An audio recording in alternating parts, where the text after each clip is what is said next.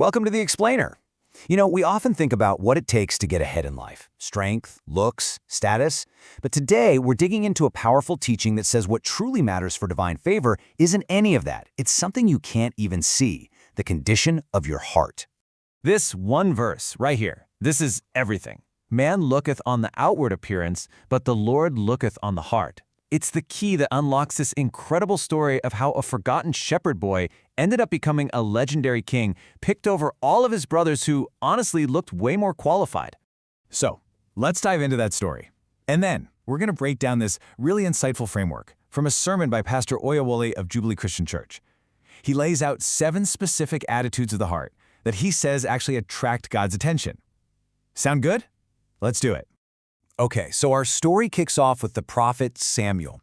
He's on this top-secret mission from God, and it's actually pretty risky. He shows up in Bethlehem to anoint the next king of Israel. But here's the catch. He has no idea who it's supposed to be.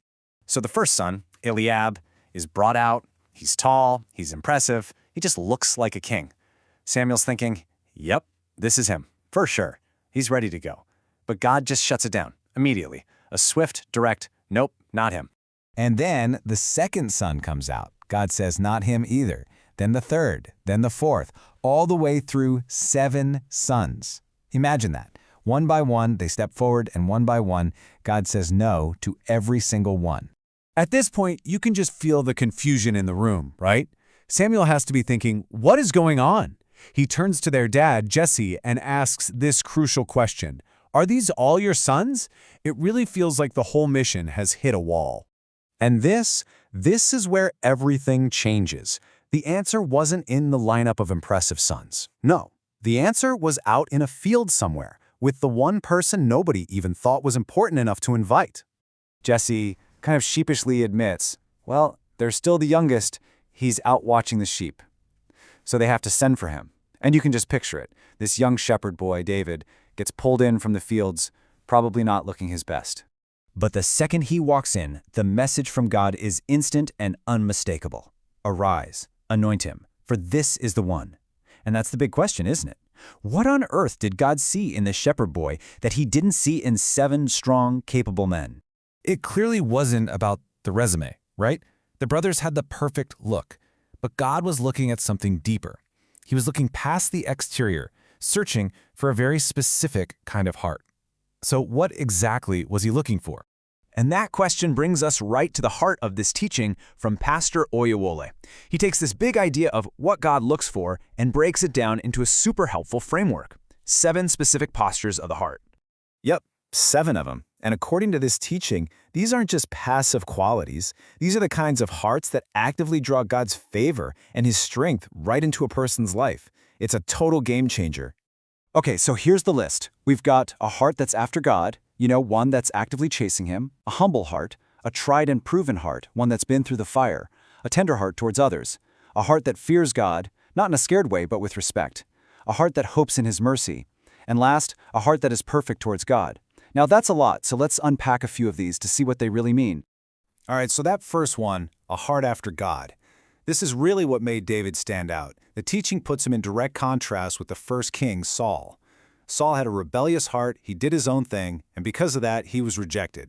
And this teaching breaks that idea down into 3 really practical steps. It's not just about what you believe. It's about a heart that does God's will, follows his word, and walks in his ways. It's all about action. Now, for a humble heart, the sermon uses this classic story about 2 guys who go to pray. You've got the Pharisee, who's basically standing there bragging to God, look how great I am. But then there's the other guy, the publican. He can't even look up. He just says, God, have mercy on me, a sinner. And Jesus says, that's the guy who went home right with God. I love this next one. Pastor Oyewole has this really great kind of funny way of describing a heart that isn't tender. He says it's the kind of heart that says, January 1st, 1945, I remember what you did. It keeps a perfect record of every wrong. A tender heart, on the other hand, is the opposite. It's quick to forgive. It doesn't keep score. This is an interesting one, a tried and proven heart. The idea here is that the tough stuff we go through in life isn't always just random. Sometimes those challenges are actually tests designed to reveal what's really inside our hearts. It's about proving our character. Okay, and that last one, a perfect heart. This is so important. It doesn't mean being flawless or never messing up, not at all. It means being wholehearted, completely committed. It's a heart that's unwavering in its trust because it remembers how faithful God has been in the past. So, when you put all this together, you get what might be the most powerful point in the whole teaching. God isn't just sitting back and waiting for people like this to show up. No, the sermon makes it clear that he is actively, constantly searching for them. And this verse just nails it. For the eyes of the Lord run to and fro throughout the whole earth to show himself strong on behalf of those whose heart is perfect toward him. I mean, wow.